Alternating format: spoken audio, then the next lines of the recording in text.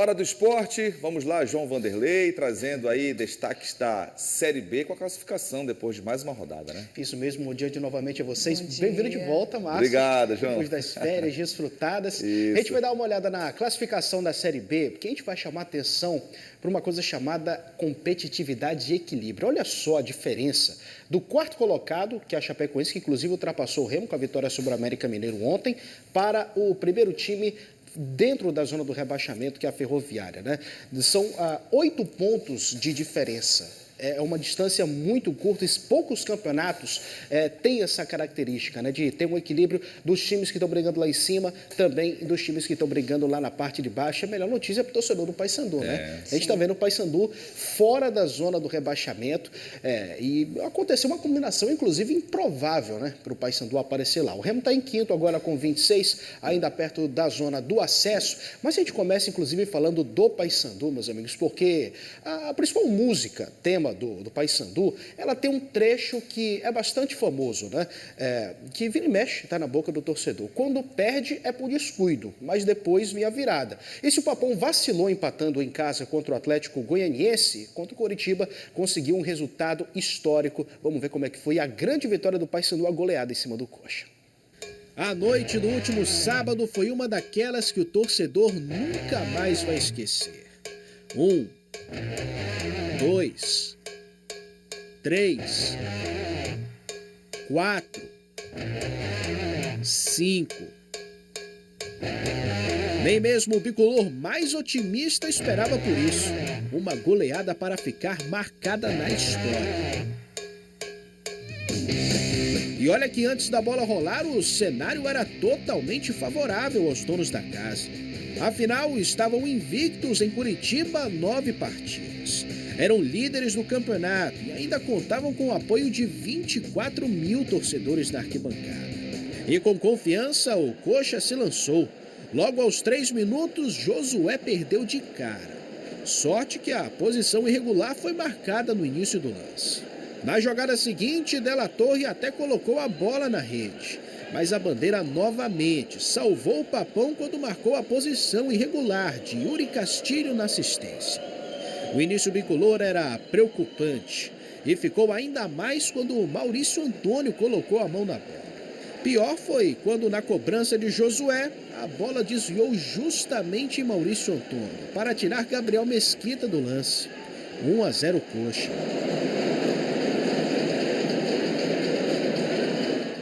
Foi mais um jogo em que o Paysandu começou atrás no placar. E quanto a Maurício Antônio, nem deu tempo do zagueiro bicolor se sentir mal. Pouco tempo depois, Garcês roubou a bola e fez um belo gol. 1-1.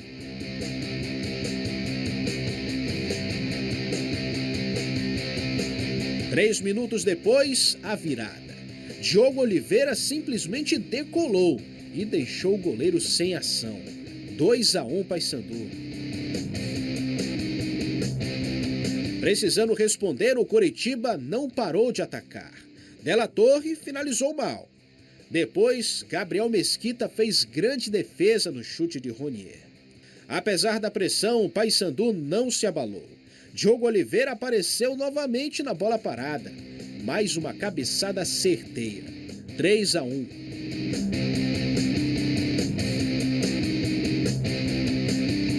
E antes do intervalo, poderiam ter sido 4. Marlon errou por pouco.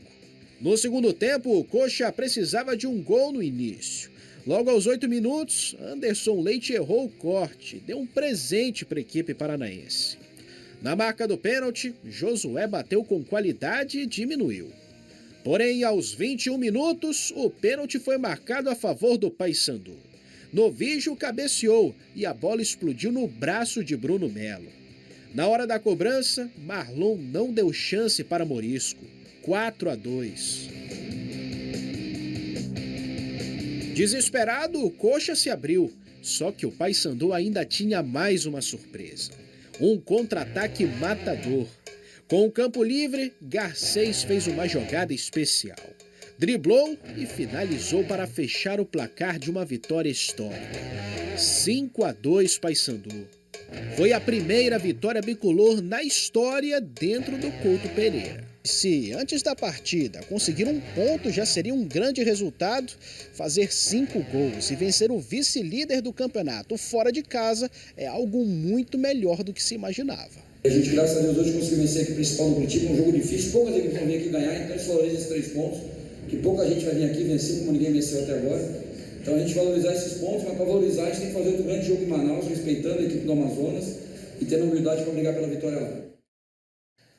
E o tamanho dessa vitória do Paysandu é enorme. Para começar, falando exclusivamente da Série B, o Paysandu agora tem a maior invencibilidade da competição, porque tirou esta posição justamente do Curitiba, que vinha de 9 jogos sem saber o que era uma derrota. E o Curitiba tinha tomado apenas 1 gol em 9 jogos, enquanto o Paysandu tomou 5 logo de cara. Pelo lado do Papão, agora tem a maior invencibilidade da Série B. O Paysandu não sabe o que é perder, Márcio e Fábia, há 6 jogos. Desde que o Claudinei Oliveira assumiu o time, são 4 vitórias e 2 empates, conseguindo uma remontada espetacular. E esses 5 gols fizeram com que o Papão saísse da zona do rebaixamento, né? Porque tirou o saldo em relação à Ferroviária de São Paulo, que também perdeu na rodada, né? Então, o Paysandu conseguiu uma combinação que antes desse jogo parecia bastante improvável, porque o torcedor esperava, o torcedor pelo menos mais realista, tá? Porque a gente sabe que o torcedor fanático esperava uma vitória, espera a vitória até em cima do Real Madrid, se o Paysandu jogar contra. Né? Mas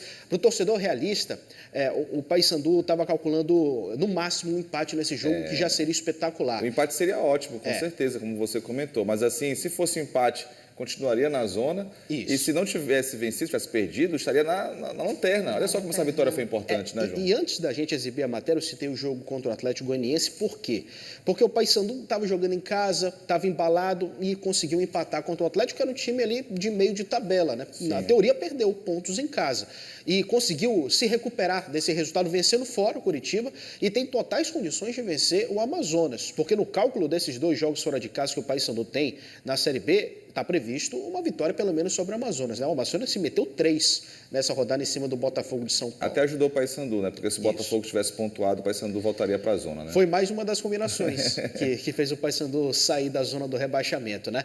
Curitiba nunca tinha perdido para o Paysandu na história do confronto, ainda mais jogando no Couto Pereira, tá? E 5 gols é uma marca que poucas equipes conseguiram. Em campeonatos brasileiros, pelo menos, o Curitiba nunca tomou 5 jogando dentro de casa. A maior goleada sofrida nesta temporada pelo Coxa foi ainda no estadual, lá em fevereiro, contra o Cianorte, quando perdeu por 4-1, mas esse jogo foi no interior do Paraná. Então, o tamanho dessa vitória do Paysandu é algo que é para se chamar a atenção, né? A reconstrução de um time que parecia desacreditado, que na última janela mais curta de transferências, contratou o Garcês, que fez esse gol espetacular, cara. Fez 2 gols nessa partida. Gols, né? Assim também como o Diogo Oliveira, cara. Muito bom no jogo aéreo. Diogo Oliveira veio do futebol uruguaio, o Garcês veio emprestado do Avaí, e contratações que pareciam ser feitas mais ou menos no desespero para colocar principalmente quantidade num elenco que já estava muito desgastado, se provaram dar certo também tecnicamente. Então o Paysandu tem esse esteio. Vamos ver o que vai fazer agora no restante dessa janela. Primeiro tem que se livrar do transferban para poder contratar jogadores e para poder incorporar e colocar mais qualidade técnica nesse time que tem potencial ainda para brigar por muito na Série B. Só para esclarecer, né,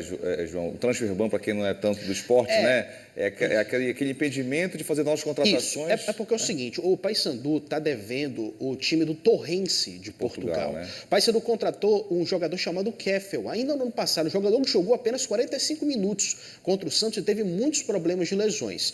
É jogador do Papão, ele voltou para Portugal emprestado para outro time, mas só que o Torrense ainda está cobrando o valor do Paysandu dessa aquisição, e o Paysandu está pagando. Só que o time português não teve muita paciência, e tem um mecanismo da FIFA, chamado transferban, que impede um clube que está devendo outro de fazer transferências, de contratar jogadores. Então o Paysandu não pode contratar no momento. Por isso o Paysandu, por enquanto, não pode contratar ninguém, mas o Paysandu está pagando essa dívida e em breve vai poder trazer jogadores, pelo menos até o final do mês. Maravilha, parabéns ao Papão, que seja um pé aí, uma grande vitória que seja um pé para continuar subindo, né, na tabela. É isso que a gente espera, afinal ainda tem muito campeonato pela frente. Paysandu já desembarcou em Manaus, tá? Nesta madrugada, voo direto de Curitiba para Manaus. O Paysandu continua nessa jornada fora de casa. Mais de 6 mil quilômetros percorridos, tá? Até a volta para Belém. De um extremo ao outro. Né? O Paysandu joga na quarta-feira contra o Amazonas por mais uma rodada da Série B. Perfeito. E agora o Remo, né? Vamos falar de Leão. Lá no clube do Remo, o Remo vem de 3 empates seguidos na Série B e o clima no Baenão está sendo de explicações e desculpas. Vamos descobrir aí o porquê. Essa saída de Victor Cantillo no início do segundo tempo do jogo contra o Novo Horizontino rendeu ao técnico Antônio Oliveira críticas por parte da torcida. Um jogador que no último jogo só podia fazer 20 minutos, portanto fez os 20 mais a prorrogação, e hoje estava estipulado essa situação. Eu ainda lhe dei mais 10 minutos. Mas, assim como o treinador explicou a substituição na coletiva pós-jogo, o volante colombiano também reforçou que já era algo esperado. Depois do jogo eu pedi desculpa para ele porque na hora da troca eu falei para ele esperar. Aí não era combinado, era só jogar 45 minutos e mais 10 minutos, que foi o que ele fez, porque estou muito tempo sem jogar. Já estava quase 6 meses que eu não joguei na Argentina, joguei muito pouco. E aqui o clima é bastante pesado, tenho que me adaptar rápido. Cantillo deixou o campo quando a partida já estava 1-1. Aliás, o Remo saiu na frente com gol de Davó.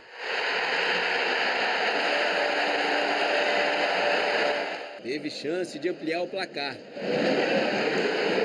mas acabou sofrendo um empate. E o desempenho na partida também foi assunto na entrevista coletiva de Cantillo. A gente, depois dos 20 minutos, foi um pouco para trás, ficou lá embaixo. Eu acho que faltou ficar um pouco com a bola. A gente tem que em casa pegar a bola e fazer rodar ela de um lado para outro. Mas acho que jogamos contra um time também que está muito tempo junto, vem brigando por subir para a Série A.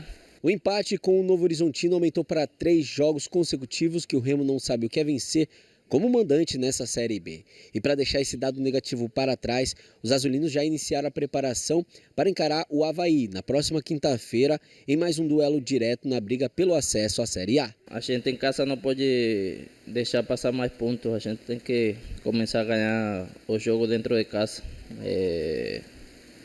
Vamos enfrentar um time que é forte também, mas se a gente quer ir para a Série A não pode nem empatar nem perder o jogo, tem que ganhar. São 3 pontos importantes para nós. Vamos a trabalhar esta semana 7 dias para chegar bem no jogo e conseguir essa vitória que é importante para nós. Uma coisa que a torcida precisa entender é o seguinte: desses jogadores que chegaram agora, eles vão precisar de um tempo para se adequar fisicamente. Por isso que o Cantillo até pediu desculpa aí nessa entrevista coletiva, porque já tinha a saída dele programada. Ele começou o jogo como titular e tinha um tempo determinado. Por quê? Porque ele ainda não está pronto fisicamente. Então, há um risco de se arrebentar o músculo. E aí o jogador fica fora por várias semanas. E o clube do Remo não quer isso, né? Então, ao mesmo tempo que vai adequando essa parte física, vai também ganhando ritmo de jogo. E a torcida acabou criticando o treinador, chamando ele de burro, porque o Cantillo estava bem no jogo. E para a Série B já deu para notar que ele tem um nível diferenciado, né? Vai ajudar muito ainda o clube do Remo. E a gente falou na sexta-feira também aqui no Bom Dia, o Remo ainda tem, num grupo como um todo, tá? Um problema físico muito grande, principalmente para aguentar até o final dos jogos. Kaique e o Camutanga sentiram bastante, tiveram cãibra ainda antes dos 40 minutos do segundo tempo, fizeram uma grande partida, mas se o Remo quiser brigar por coisas grandes nessa Série B, vai ter que recuperar principalmente o físico do grupo inteiro, Márcio. Essa parte física é importantíssima, né? Assim como a parte técnica e tática, né? Se você não está bem fisicamente, você não consegue render e a Série B é isso, né? São muitos jogos, muitas rodadas, viagens. E é consistência. consistência principalmente. O Remo está meio que reformulando o seu elenco também, porque o Cantillo foi um cara que chegou há pouco tempo, o Marrone também, é um cara que já se mostrou que tem um diferencial técnico também para a divisão, vai precisar de um tempo também para se adequar fisicamente. E ao mesmo tempo os jogadores estão saindo, tá? A gente trouxe a informação do Adailton, que ele estava indo para o futebol japonês, por R$1 milhão.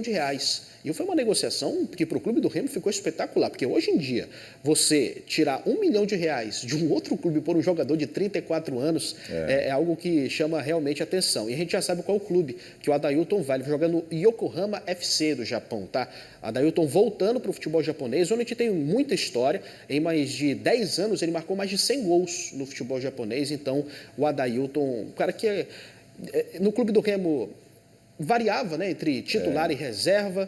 A torcida até comparava ele no estilo de jogo com o Val Barreto, mas está saindo do clube do Remo, nem foi relacionado para o último jogo contra o Novo Horizontino. Vamos agora sair da Série B, porque tem Série D também para a gente falar. Penúltima rodada da Série D do Campeonato Brasileiro.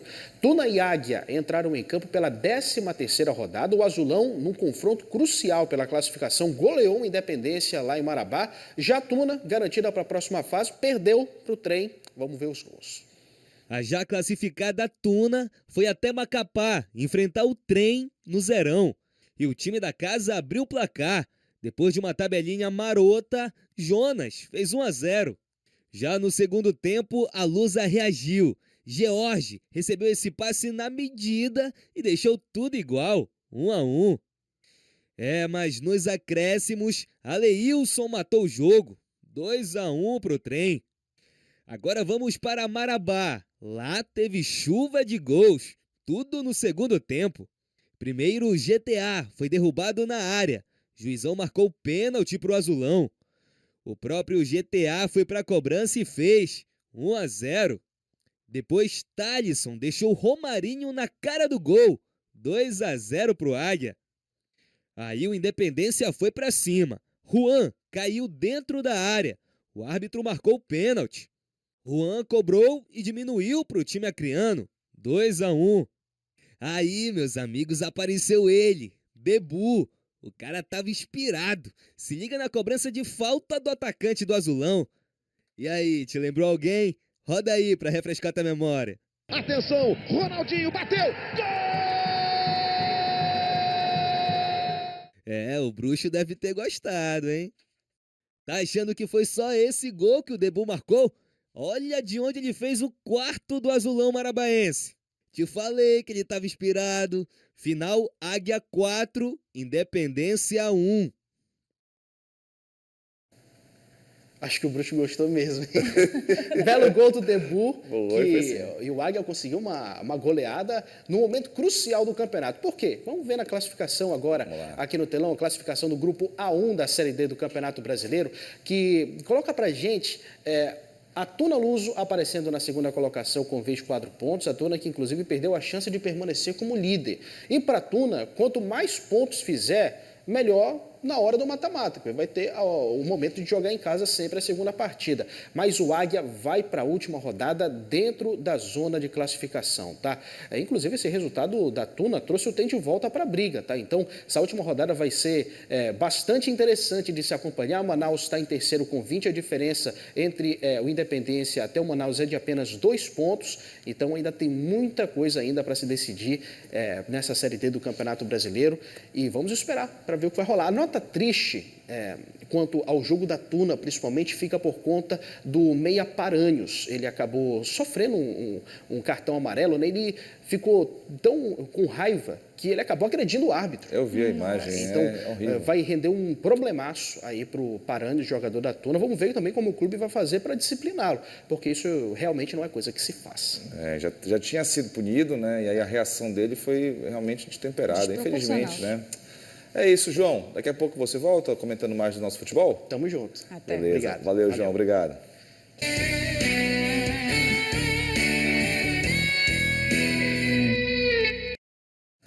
Vamos com o esporte, o segundo tempo do João Vanderlei, aqui com a gente, destacando a Série B. Paysandu saiu da zona, né? Mas a gente vê que tá equilibrada essa Série B, né? Verdade, né? Muita gente com 18 pontos ali, né? O Paysandu, por conta do saldo de gols, acabou saindo da zona do rebaixamento desta rodada. O Papão que venceu o Coritiba, e a gente vai dar uma olhada aqui na tabela da Série B para ver como é que tá nesse segundo momento do esporte. Olha só, o Paysandu aparece agora em 16º com 18 pontos, empatado com a Ferroviária e também com Volta Redonda. E o Paysandu joga na quinta-feira com o Amazonas. Inclusive, o Paysandu já desembarcou em Manaus, onde vai enfrentar o Amazonas, que venceu também na rodada, tá? O Botafogo de São Paulo. O Paysandu tem o Lanterna pela frente, mas olha só como é que tá. Tudo pode mudar, inclusive, nessa próxima rodada, né? O Paysandu pode entrar novamente na zona do rebaixamento, assim como também pode ir pelo menos para o meio de tabela. O Paysandu está embalado, justamente por conta dessa vitória sobre o Coritiba, 5-2 lá no Alto da Glória, uma goleada para ficar na história, né? Porque o Paysandu conquistou a sua primeira vitória jogando lá no estádio Couto Pereira, e foi a maior goleada sofrida pelo Coritiba jogando em campeonatos brasileiros. Realmente é um feito marcante e foi de virada, né? O Coritiba até abriu o placar, mas o Paysandu, com 2 gols em menos de 3 minutos, conseguiu virar a partida, né? Principalmente aí com o Diogo Oliveira e o Garcês sendo os principais jogadores deste jogo, né? 2 gols para cada um. As 2 contratações do Paysandu que estão fazendo diferença nesse campeonato brasileiro, né? Então, o Paysandu consegue uma vitória espetacular, aumenta a sua sequência sem perder. Desde a chegada do Claudinei Oliveira já foram 6 jogos, 4 vitórias, 2 empates, e o Paysandu conseguiu um resultado que não estava contando, até porque jogava contra o então líder do campeonato antes da rodada começar, tá? Então, vai para esse jogo contra o Amazonas com a expectativa alta de que pode embalar ainda mais no Campeonato Brasileiro, e como a gente falou lá no primeiro bloco e mostramos a tabela ainda há pouco, a diferença do Paysandu, que é o primeiro time fora da zona, para Chapecoense, que é o primeiro time dentro da zona do acesso, é de apenas 8 pontos, e o campeonato ainda tem muitas rodadas, né? Agora que a gente está chegando na metade, então o Paysandu tem boas perspectivas. E enquanto a torcida do Paysandu aí está festejando, celebrando, a do Remo está cobrando. Verdade.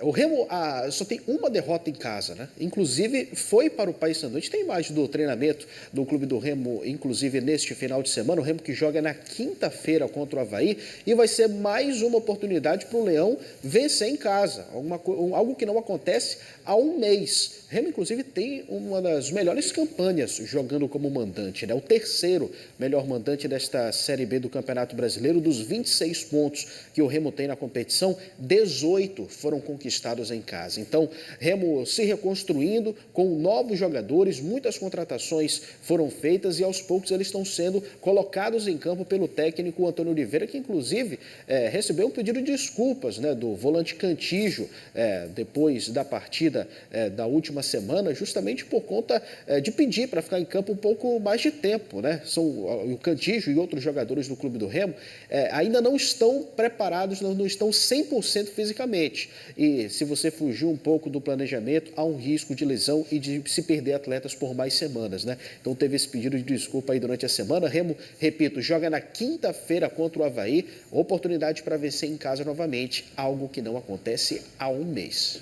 É isso, né? Buscar essa vitória. E, João, vamos falar de Campeonato Paraense, é isso mesmo? É isso mesmo, porque a segunda divisão está rolando e a definição para o acesso da primeira divisão estadual começou nesse final de semana. Semifinais, tá? No sábado, o São Raimundo de Santarém venceu o Canaã por 2-1 no Ninho do Japim. O gol da vitória, inclusive, só veio nos acréscimos do segundo tempo com o Solano. E ontem pela manhã, no Seju, Amazônia Independente e Urumajó proporcionaram um jogo cheio de gols. Placar final 4-3 para o Amazônia, que tem a vantagem para o jogo da volta. Inclusive, esses jogos da volta das semifinais ainda terão locais e horários definidos, mas acontecem neste final de semana. Muito bem. O Urumajó é lá de Augusto Correia, né? Isso mesmo. É da sua região ali, conhece tudo, né, João? Terra boa, inclusive. Maravilha. Bom, João, ficamos por aqui? Ficamos por aqui. Valeu, Obrigada, João. Tá? Grande abraço, Boa prazer semana. estar ao lado dos dois. Também, prazer é nosso. Também. Bom, agora 7h51, vamos falar que centenas de pessoas participaram do último dia do Festival de Cultura dos Jogos Indígenas, lá de Altamira. Entre as modalidades disputadas durante a final estavam arremessos de lança, arco e flecha, tá aí, ó, tem corrida de 100 metros, entre outras provas bem tradicionais. As etnias Juruna e Xicrim se destacaram durante a competição e conquistaram o maior número de vitórias. Em clima de festa e de muita competitividade, as provas exigiram habilidade, força e concentração. O festival teve como objetivo promover a valorização das culturas originárias por meio do esporte, da arte e também do encontro entre povos. Muito legal um evento desse, né? Festival cultural, reunindo os povos indígenas. Altamira, que é uma região cercada de muitas etnias. Exato. E muito importante observar aí a valorização da cultura indígena.